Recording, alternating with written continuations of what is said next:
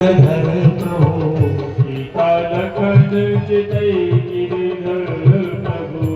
सुंदर भजन है। और इस भजन को तो हमारे प्रेम भूषण जी महाराज वो भी गाते हैं राम कथा।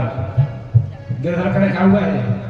सीता लखन चितई गिरधर प्रभु, सीता लखन चितई गिरधर प्रभु, मधुर मधुर मुस्कातो आज के वक्त पता।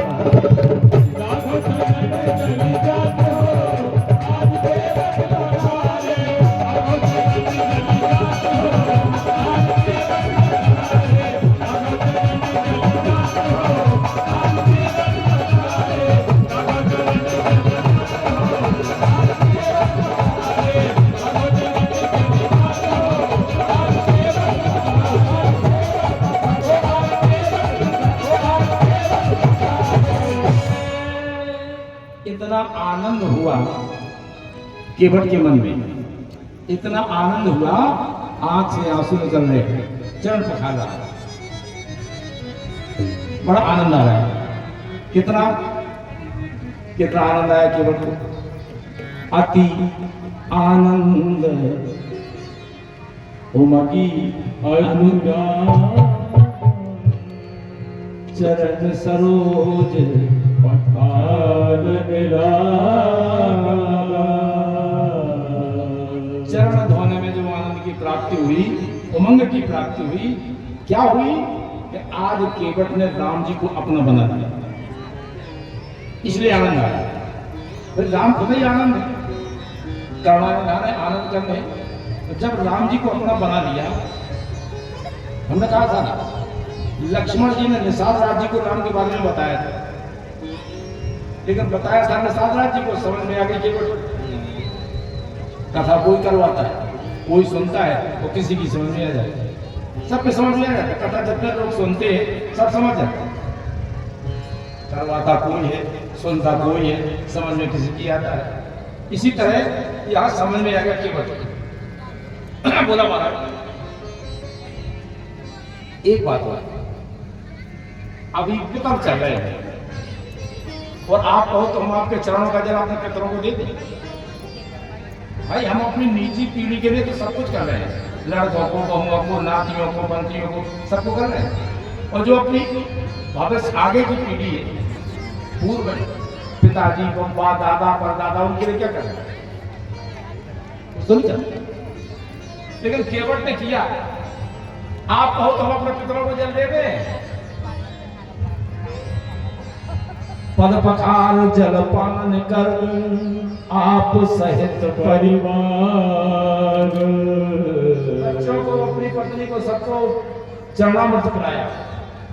पितर पार कर प्रभु ही पुनि मुदित गयो ले पार। प्रेम से बोले राघव सरकार की जय हो। केवट भैया ने राम जी को बिठाया, जानकी जी को बिठाया, लक्ष्मण जी को बिठाया, निषाद राज जी को बिठाया। देख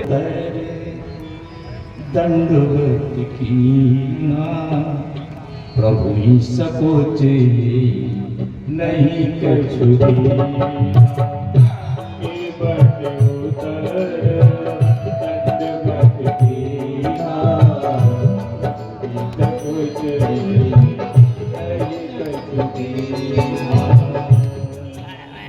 संकोच में है, और संकोच में किसी को डालना भी नहीं चाहिए, और संकोच में स्वयं को पढ़ना भी नहीं चाहिए।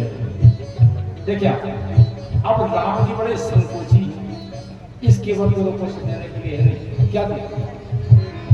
पिए ही की सिए जानन हारी मन मुंदी मन मुझे उधार। पिए ही की